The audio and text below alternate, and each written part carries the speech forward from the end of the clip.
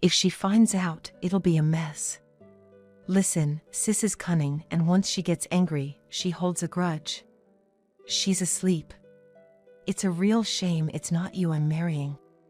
I was shocked by my husband's words. Because the one who came with us was my sister, Alice. Can't believe she even followed us on our honeymoon. I slipped something into her cocktail at dinner, so she should be out for a while. So that's why I have this headache. They plotted this together. I can't forgive this. Because, as Alice said, I'm cunning and hold on to grudges. I'm going to get back at them big time.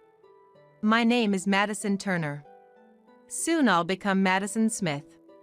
Since I started working, I've loved my job every day, now at 30 years old. I thought I might never get married at this rate, but then, out of the blue, a proposal came. Introduced by my boss.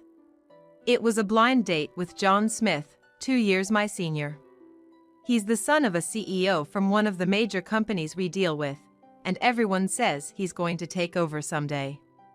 The moment my parents heard about the proposal, they were ecstatic. Normally they don't pay me much attention and rarely call. But when they heard this, they began calling and emailing almost every day. Due to their persistent nudges, one day I brought him home. My parents were overjoyed. But there was one face that didn't look pleased. My younger sister, Alice. Ever since we were kids, Alice wanted everything I had. Be it birthday gifts, clothes, and even boyfriends. I don't know Alice's type in men. But it seems she always finds the guys I date attractive and ends up taking them away without a second thought. This time, she dressed up in her best dress and makeup, beaming, she said. "Nice to meet you.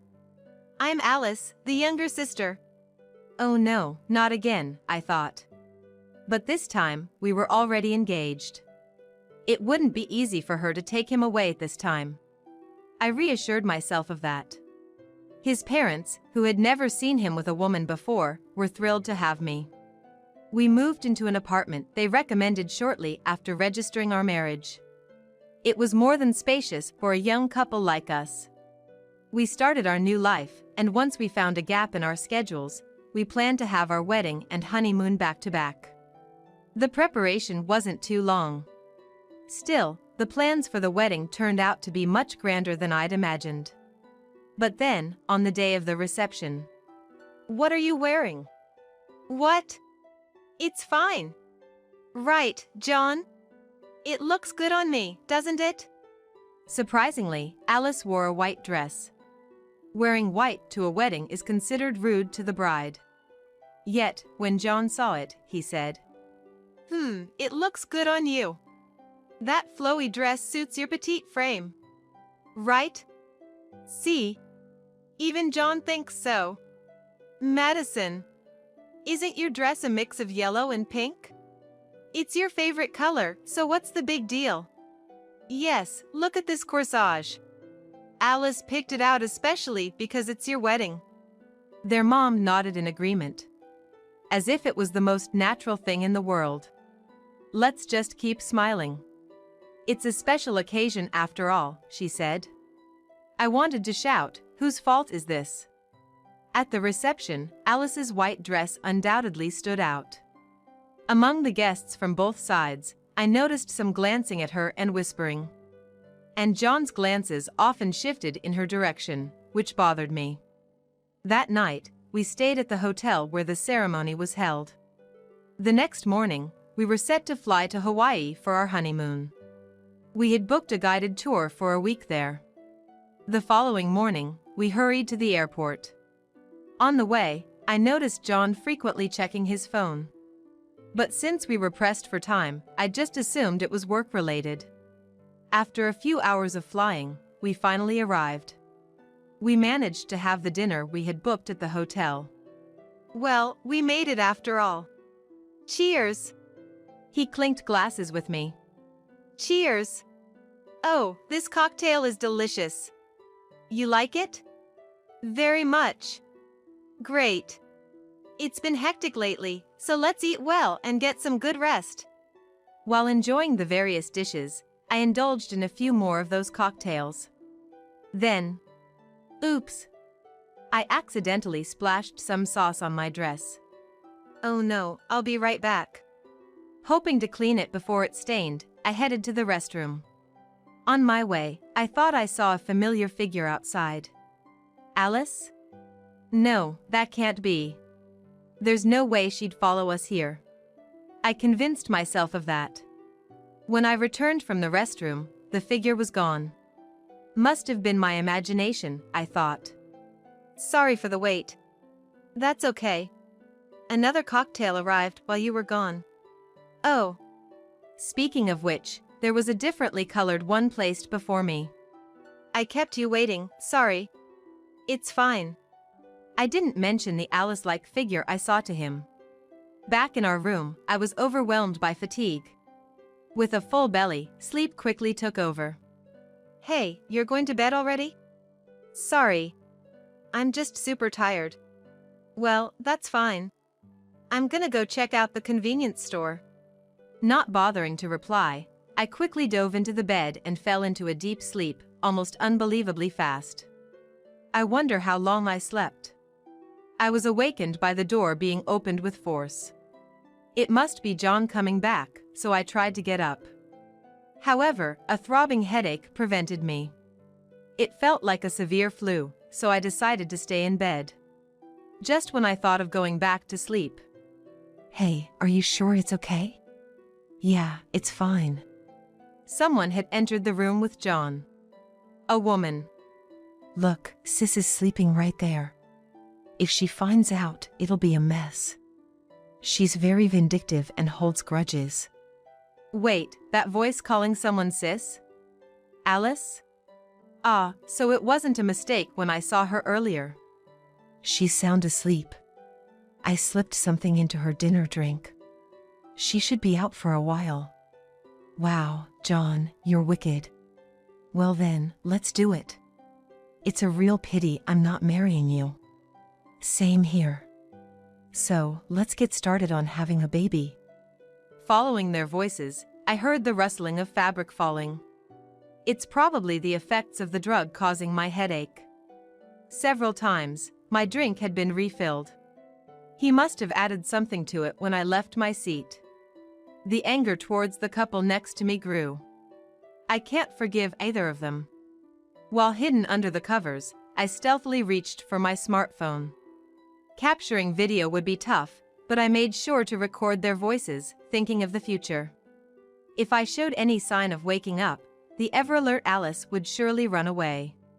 Eventually, the two, seemingly satisfied, descended from the bed and headed to the bathroom. I seized the opportunity to photograph the messy bed and their scattered clothes, then dove back under the covers. Soon, they returned and started to put on their discarded clothes. It seemed pretty quick. Hey, what's the plan for today? I wanted to spend more time in the bath. Well, as Madison said, it's a guided tour package. If we don't stick to the schedule, we won't get to visit all the attractions. Wait, does that mean the guide will think I'm the bride today? That's exciting. Yeah, that's right, Alice. Today's plans. We were supposed to take a cab from the morning and visit various tourist spots. If so, he'd be returning in the evening for sure. I believe watching the sunset at the beach was also in the itinerary. Given that, I had been pretending to sleep, staying still under the blankets until John and Alice left. The moment I heard the door close, I sprang up. The headache had subsided while I was astonished at their messy behaviors. The light streaming through the window showed it was still morning. Thinking it's the best time, I booked the earliest flight to JFK on my smartphone. The suitcase, which I had just opened without unpacking. I closed it again. Then, out of the blue, John's passport on the table caught my eye. I smirked and tucked it into my handbag. Somehow, I managed to catch a flight in the early afternoon and arrived at JFK. Upon checking my phone, there was an alarming number of missed calls and text messages. Reluctantly, I decided to return one of the calls. "Where the heck are you?" John's voice was so loud that I involuntarily pulled the phone away from my ear. Hey! I noticed our luggage was missing and guess what? You checked out alone. What were you thinking? Oh, sorry about that. I'm at JFK now. You're at JFK? I remembered I had some urgent business to attend to. You're still over there, right? Of course. I've got a week-long tour. I'll enjoy it even on my own. Alone, huh? Well, enjoy your time then. I hung up after saying that. What to do next? The week went by in the blink of an eye. Just when I thought it was about time, a deluge of calls hit my phone again. I ignored them at first, but after a while, I picked up. Hello? Hey, Madison. You don't happen to know where my passport is, do you? Your passport? What are you talking about? I can't seem to remember where I placed it. Why would I know? Try remembering where you kept it on the first day. If you can't find it, just get a replacement. What do you mean? Are you sure you don't know where it is? Why would I? John was stumped. Well, in reality, I was the one who took it. But when asked directly, it's not something you can easily admit to. I didn't lie, though. Just get a replacement or whatever. You'll be able to come back. A replacement it is. All right, I'll get on it. I didn't have time to chat. I was really busy at that moment. If he had opted to get a travel document instead of a passport replacement, he'd probably be back sooner. But there was plenty to be done before that. And then, just over 10 days later, I finally got a message from John saying he had his passport reissued and was back. I easily guessed that Alice must have held him back. I wondered what Alice had told her family, so I called her family home. However, her parents were flustered and vague. And on the day they were supposed to return. Waiting at home, I heard the sound of keys fumbling at the door. I also overheard a conversation. Hey, is it okay? Entering your place like this? It's fine, she's a workaholic.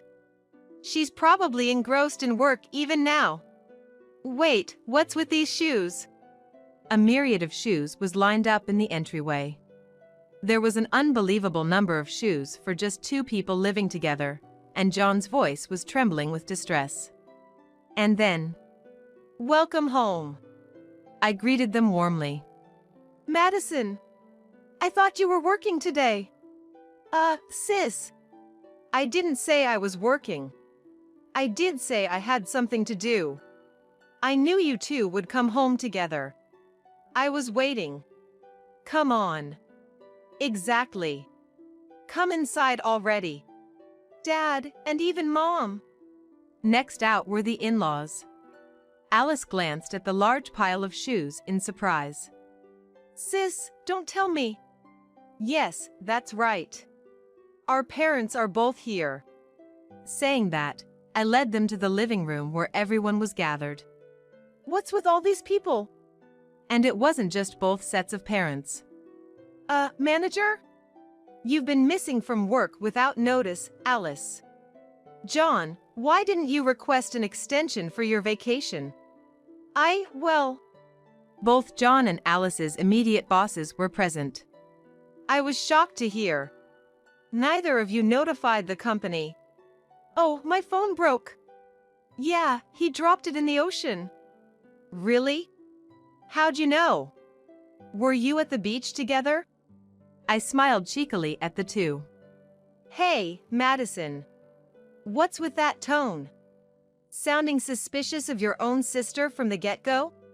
Not sounding suspicious, I am suspicious. In fact, I'm here to clear things up. Right? Yes. A person holding documents introduced themselves as a lawyer, handing out business cards to John, Alice, and their parents. A lawyer? What for? We have two requests. One from Madison regarding a divorce. The other is from Mr. Smith about renouncing John's inheritance. What? Renounce inheritance? John's eyes darted between the lawyer, me, and the in-laws. Alice suddenly asked with urgency. Wait a minute, lawyer. By renouncing inheritance, you mean John can't become the CEO? CEO? The father-in-law laughed heartily and motioned for both to sit down. Then said exasperatedly, "Not just CEO, we're gonna kick him out of the headquarters altogether. Don't you get it? Spoiled and clueless lady. Why would you do that? It's obvious, isn't it?" Using his newlywed wife's sudden emergency as an excuse, he goes on a trip with her sister. If someone who carelessly, and so openly, does something this outrageous becomes the company's top executive, what happens to the company and its employees? Wait, isn't the CEO's job just to sit there? Geez. Are you that dumb? Are you really Madison's sister? What did you just call me? Dumb? Dad? Mom? Excuse me, Mr. Smith, don't you think that's a bit much? Huh? You're defending Alice, the girl who's trying to steal your sister Madison's husband? Ah, well, isn't John a bit out of Madison's league? These two seem to be into each other. Maybe Alice and Madison could switch. Bang. The father-in-law slammed the table hard. I see. This thoughtless girl must have been influenced by parents like you too. Meanwhile, the mother-in-law motioned for me to come closer. What's the big deal? It's unfair that only Madison gets all the good suitors. That's why I flirted with John. Sure, he's a bit older, but I wanted to be a CEO's wife. Older, you say? John was in shock. You think you could become a CEO's wife? Why'd you think that?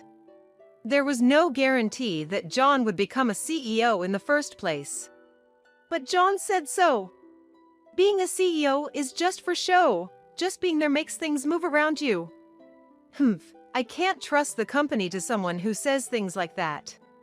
It was only because Madison, a strong woman, was by his side. But leaving Madison aside, oh, I was mistaken. The father-in-law signaled to me. At that moment, I played the recording of their conversation. Shocked, their eyes widened. You were awake? Tell me, what did you put in my cocktail? When I woke up, my head was pounding. I drops. Read it in a novel. Unbelievable. The father-in-law sighed deeply. Dad, what are you gonna do with me? I'd love to completely cut ties with someone like you. But if I do, I'm afraid you might tarnish our company's reputation. Go work at our branch office in Texas. No way. John turned desperately to Alice. Alice, you'll come with me, right? What? Why would I? You said you were the heir to the CEO. I thought Madison was wasting her chance. I don't need you. I'm giving you back to Madison. It's not like I want him back. At that moment, I put forward the divorce papers I'd already signed. What's this? There's no way I'll sign this. At the very least, we approve, said the father-in-law. Dad. Really, John? After marrying Madison, I thought you'd straighten out. What were you thinking? I couldn't help it. Alice was the one who seduced me. You, seriously? Why didn't you just say no? The mother-in-law snapped at her son. I'm truly sorry, Madison. Because of this idiot, you now have a divorce on your record. It's all right, a good lesson learned. I guess I'm better off focusing on my career. Madison, are you gonna leave me? Leave you? I scoffed. You're the one who easily fell for Alice's advances, right? She's always wanted and taken everything that was mine. I certainly don't want any hand-me-downs. You don't have to be so harsh, Madison. Besides, I raised my voice towards my parents. I no longer wish to associate with you all. And regarding this matter, I've suffered emotional stress from Alice, so I'm demanding compensation. You say that to your own parents? I'm just reclaiming what has been siphoned off to Alice over the years. That's how I'll sever ties with you. I stated this firmly. I can be very vindictive, and I tend to hold grudges. Right, Alice? You said so, didn't you? Soon after, John was transferred from the headquarters to a remote field office. He even had to adopt his mother's last name. The commitment was total. His salary was significantly reduced from before. Moreover, from that reduced pay, my compensation was being deducted, as his parents explained to me. The place he was posted to was not one where you could take breaks and head to a nearby cafe. Once you step out of the office, all you see is a dreary industrial area. If you think of having coffee outside, there's only a vending machine. Oh, John dear, if you want coffee, we can make some for you. The office clerks, older ladies, said with a stretchy smile. There hadn't been any young people in that office, regardless of gender. So, seeing a man in his 30s like John was a novelty to them, and they seemed to enjoy having him around. On the other hand, the field workers were always yelling at him, "What's this instruction? The numbers are wrong. Hey, when are you placing the order for materials? It won't be on time," and the like. Every day, John would send texts to his parents, lamenting about being yelled at.